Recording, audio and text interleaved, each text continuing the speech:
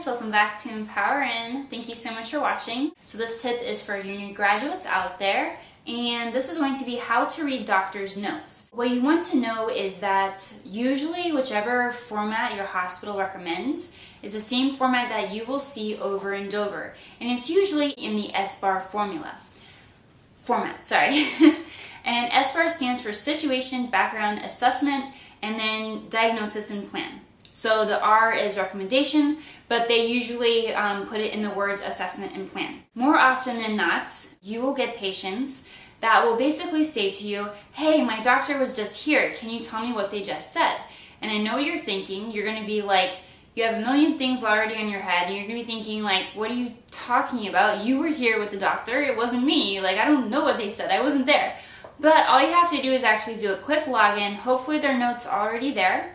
And if you just scroll right down to the bottom, it usually says the exact plan. So hopefully they're clear, and it might say things like blood cultures came back positive with gram-negative or positive rods. We are going to be consulting an infectious disease specialist. And the truth is that's probably exactly what the doctor said to the patient, but the patient just kind of nodded their head. They might not know what gram-negative rods are or gram-positive rods. They might not even know why an infectious disease doctor would be consulted for that. But that's why you're there. We're there to be kind of the mediator between the doctor and the patient and to help their care further. So if you go, let's go over the format again. So it's the situation. So the situation is usually the subjective information as to why the patient's there.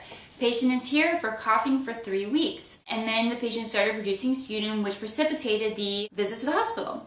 So that's usually just a quick, simple sentence. And then the B stands for background, and that usually stands for any comorbidities the patient may have. They might not have any past medical history, but they could have a lot. They could have had pneumonia 5 times. They could have had MIs in the past, which is myocardial infarctions or heart attacks. They could have all kinds of history. So that's usually where that stands. They usually also put the surgical history and the family and social history there as well. The next thing is their assessment. So the doctors are supposed to do a full physical assessment. And this is kind of good because you can also compare your assessment to theirs. So did you hear crackles in their lungs? Did the doctor also hear crackles in the lungs? Did they notice that edema on their legs?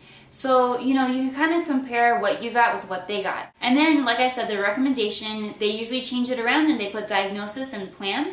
And that's where you can get the information to update the patient on. Alright guys, I hope you love this. I love you, and I will see you soon. Bye!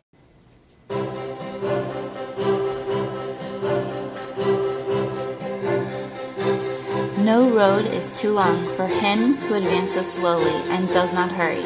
No attainment is beyond his reach. He equips himself with patience to achieve it. Jean de la Bruyere. Only those who have patience to do the simple things perfectly will acquire the skills to do the difficult things easily. Johann Friedrich von Schiller. Stubbornly persist, and you will find that the limits of your stubbornness go well beyond the stubbornness of your limits. Robert Brault. When you feel like giving up, remember why you held on for so long in the first place. Unknown. Being defeated is often a temporary condition. Giving up is what makes it permanent. Marilyn Voss Savant. Fall 7 times, stand up 8. Japanese proverb. Patience and perseverance have a magical effect, before which difficulties disappear and obstacles vanish. John Quincy Adams.